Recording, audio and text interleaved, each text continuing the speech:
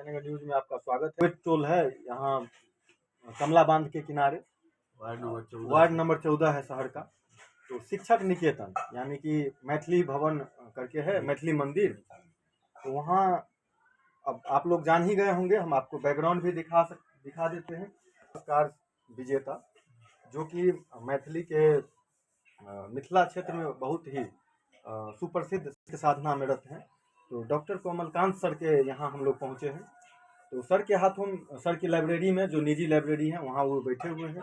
तो सर से ही जानेंगे। सर के हाथों में हम पहुँचे तो देखे हुए पुस्तक अध्ययन कर रहे थे। तो उसी संदर्भ में जिज्ञासा हुई, तो हम आप लोगों के समक्ष भी चाहते हैं कि उस पुस्तक के बारे में बताया जाए। तो सर कौन सा किताब आप अभी हाथ में पढ़ रहे थे और क्या इसकी विशेषता है, कुछ जानकारी हमारे दर्शकों के साथ भी साझा कीजिए। मिथिला गौरवशालिनी यह पुस्तक है। मिथिला के विषय में संक्षिप्त जानकारी के लिए लोगों को मिथिला क्या है, मिथिला की धरती कितना महत्वपूर्ण है, यह बहुत लोगों को पता नहीं है। और ऐसे ही लोग बोलते रहते हैं सीता जी की जन्मभूमि है, इतना ही लोग पर्याप्त मानते हैं, लेकिन उतना ही नहीं है।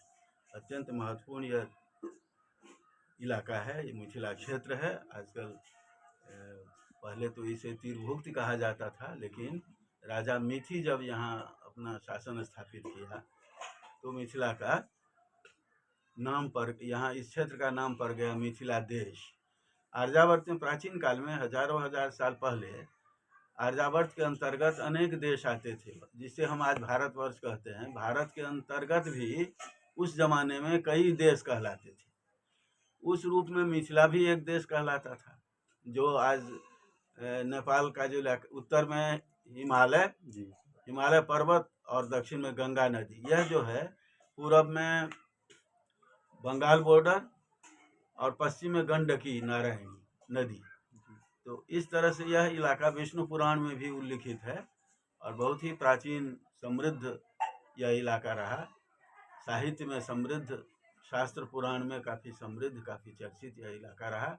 तो उससे परिचित कराने के लिए बहुत सारे लोग हैं हमारे जो राजनीतिक क्षेत्र में काम करते हैं, बड़े बड़े नेता हैं, उनको पता ही नहीं है कि यह क्षेत्र क्या है। केवल माँ जानकी से जुड़कर मात्र इतना वो लोग समझते हैं कि जानकी की जन्मभूमि, इससे अधिक समृद्ध है यह जानकारी नहीं है।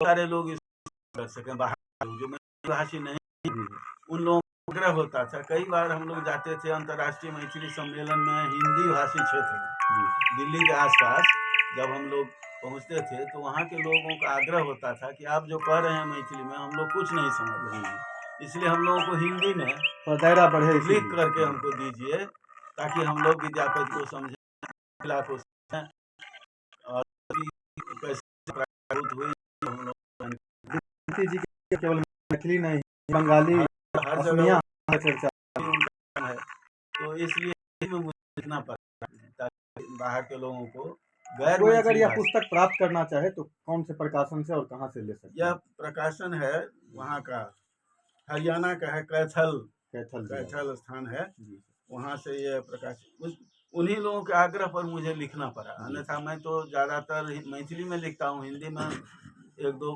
पुस्तक और है, एक उपन्यास है, तो लेकिन मैथिली में मैं लिखता हूँ। काफ़ी 1.5 दर्जन पुस्तक मैथिली में लिख चुका हूँ। मिथिला के लिए एक मतलब संदर्भ ग्रंथ के रूप में यह प्रयुक्त होगा आगे, हिंदी में है तो 2 दर्जन पुस्तकें हो चुकी हैं, उससे भी अधिक। निरंतर मेरी लेखनी चलती ही रहती है, तो इसलिए इसको आप लोग देखेंगे तो अब जैसे मिथिला का इतिहास क्या है इसमें लिख दिया गया है, मिथिला का भूगोल क्या है लिख दिया गया है, मिथिला की सांस्कृतिक परंपरा है, इसको मैंने प्रकाशित किया। मिथिला का लोक जीवन के लोग कैसे रहते हैं, क्या करते हैं, कौन कौन सा उत्सव कैसे कैसे मनाते हैं, यह सब मिथिला के लोक जीवन में मैंने कर दिया है। और यहाँ राजा लोग, स्वतंत्र राजा लोग हुए इस क्षेत्र में। अब जैसे जनक राजवंश के बाद राजा सलहेश हुए बहुत दिनों के बाद, और राजा सलहेश के समय से पहले ही यहाँ मिथिला में पंचायती राज आ गया था। आचार्य लोगों के निर्देशन में चलता था, कोई राजा नहीं, कोई दंड नहीं, कोई दंडिक नहीं, इस तरह का भी समय था।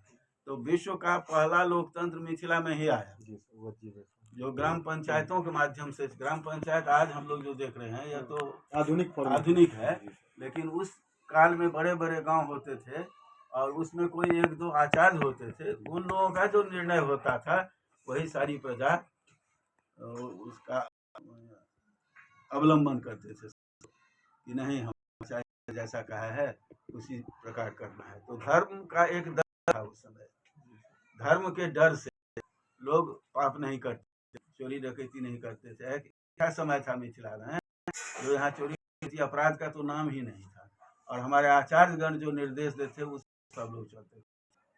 गरीबी बिल्कुल नहीं थी। आक्रमणकारी लोग आए और पाठ करने लगे, जिसके कारण हम गरीब हो गए, उन लोगों ने हमारे ऊपर शासन स्थापित कर लिया, यह सब हुआ। तो ये सारी चीजें हम संक्षिप्त में और दृष्टांत देते हुए, अब देखिए मिथिला का जो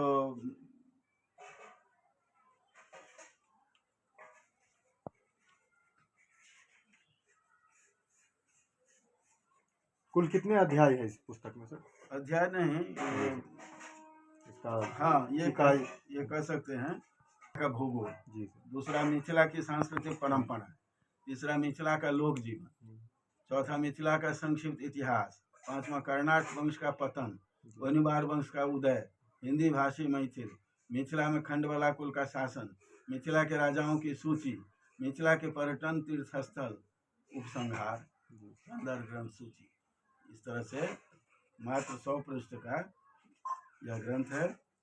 हाँ, मिथिला को कोई अगर जानना चाहते हैं बढ़िया ढंग से तो इसके लिए पुस्तक इस पुस्तक के, और क्योंकि कम बहुत मोटी मोटी किताबें तो हैं इतिहास की, लेकिन उतना किसको फुर्सत है कि वो मोटी किताबें एक संक्षिप्त में अपना, तो इसीलिए संक्षिप्त में मैं तैयार किया ताकि बाहर के लोग मिथिला से परिचित हो सके।